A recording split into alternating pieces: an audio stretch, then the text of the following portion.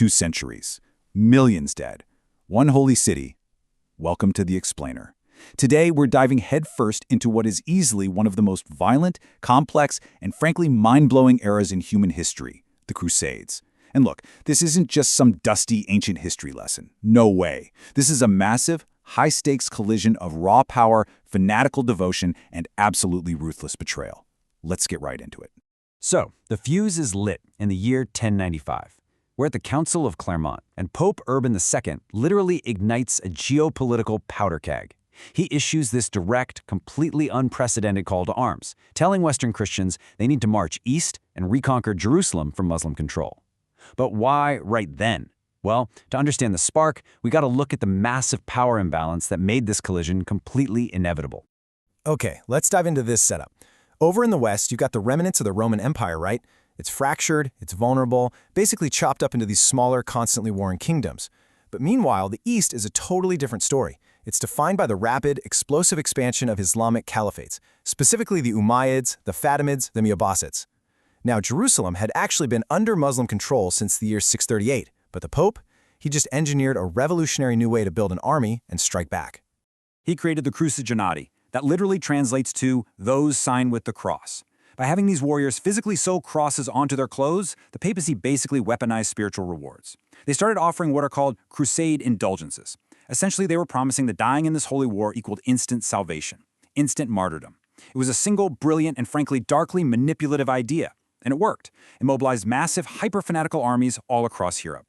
Let's move to the timeline and see how this actually builds, because once that spiritual green light was given, the momentum was completely unstoppable. The initial underlying trigger was actually pulled back in 1071, when Seljuk Turks captured the Holy Sepulchre. But after the Pope's call in 1095, the timeline violently accelerates. You get these unauthorized, zealous mobs launching the disastrous People's Crusade in 1096, and shortly after that, the official Prince's Crusade blitzes straight into the Levant with just shocking speed, ending in this bloody, chaotic conquest of Jerusalem in 1099. So what was the immediate result of this unprecedented invasion? Exactly 4. That's it. The Crusaders managed to carve out just 4 incredibly fragile Crusader states smack in the middle of the Levant.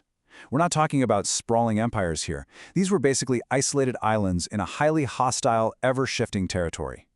Just surviving meant they needed this desperate, constant flow of complex logistics, military orders, and a whole lot of European taxes. But here's the thing. Jerusalem was theirs. They'd actually pulled off the seemingly impossible. But holding a city is very, very different from taking it. So how did the Crusaders manage to completely lose their grip on the Holy City? Because as history pretty much always dictates, a geopolitical vacuum never lasts long. And a devastating counterattack was already brewing. The sheer speed of the Crusader collapse is breathtaking. Watch this timeline. In 1144, Edessa, which was actually the very first Crusader state they set up, falls completely. This immediately triggers the massive Second Crusade, which fails spectacularly by 1148, severely crippling Europe's momentum. Their defenses are crumbling fast, and this leads us directly to 1187, where the combined Crusader armies face total, brutal annihilation at the Battle of Hattin. So, who orchestrated this devastating blow? Enter Saladin. With sheer, undeniable strategic brilliance, Saladin actually achieved what previous leaders just couldn't pull off. He united the deeply divided factions of Egypt and Muslim Syria. By unifying his forces and effectively sweeping the geopolitical board, he absolutely crushed the Crusaders at Hattin, pushing their fragile little states to the absolute brink of extinction. And this brilliantly illustrates the grueling new dynamic they were dealing with. Saladin's unified Islamic front was now facing off against a scrambling, completely desperate Third Crusade sent over from Europe.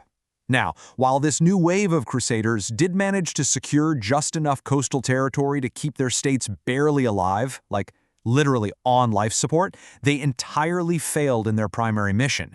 Jerusalem remained firmly under Muslim control.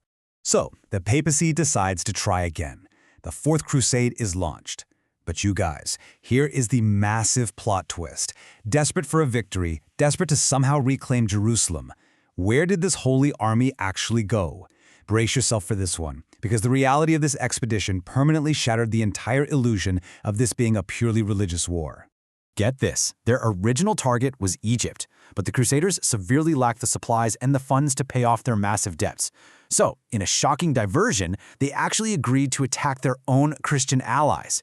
Yeah, they diverted to the Byzantine Empire and in April 1204 executed the horrific sack of Constantinople. The Crusaders massacred thousands of people, clearly prioritizing pure, movable wealth over their original holy mission. It's wild. Now, what's really interesting about this is how people at the time reacted. The hypocrisy was so glaring that contemporaries were entirely horrified. The Byzantine historian Nicetas Choniates directly contrasted the clemency Saladin had shown when he took Jerusalem with the absolute slaughter of Orthodox Christians carried out by these supposed holy warriors from the West. I mean, even the Pope was shocked by the sheer brutality of it all. The aftermath was chilling. Holy sites were completely desecrated, thousands upon thousands were massacred, and priceless relics were just looted and shipped right back to Europe. The Crusaders then established the Latin Empire right on top of the smoldering ruins of what was once the greatest Christian capital in the East. It was, without a doubt, the ultimate geopolitical betrayal. From here on out, that European momentum completely fractures into a series of really desperate failures. Look at the Fifth Crusade. Targets Egypt, fails. The Seventh Crusade, led by King Louis IX of France, targets Egypt again and fails again. By the Eighth Crusade in 1270, Louis tries a different tactic and attacks Tunis in North Africa. But he dies in the camp, and its surviving forces simply throw in the towel and withdraw. And you'll never guess the price of that withdrawal from the Eighth Crusade. 210,000 ounces of gold. That's right. After a plague ravaged their camp and their king died, the surviving Crusader leadership literally made a peace deal with the local caliph, took this staggering payout, packed up their fleets, and just sailed away. The era of the massive unified holy war, it was effectively bought off. It was over. So the crucial point is that the final collapse in the Levant was incredibly swift. A new powerhouse, the Mamluks, reunites Egypt and Muslim Syria by 1260. They implement this clinical, totally unstoppable military advance, just systematically dismantling whatever was left of those weakened Crusader territories. And by the year 1291, the very last mainland Crusader strongholds fall into Mamluk hands. They were wiped entirely off the map. And that is the timeline. 2 centuries of bloodshed ending in a total, absolute collapse. But this story doesn't actually end in the 13th century. It begs a fascinating, frankly urgent question. How does a medieval collapse from the year 1291 still actively manipulate our modern geopolitical map today? Because trust me, the echoes of this conflict are much, much louder than you might think. This history is absolutely alive right now.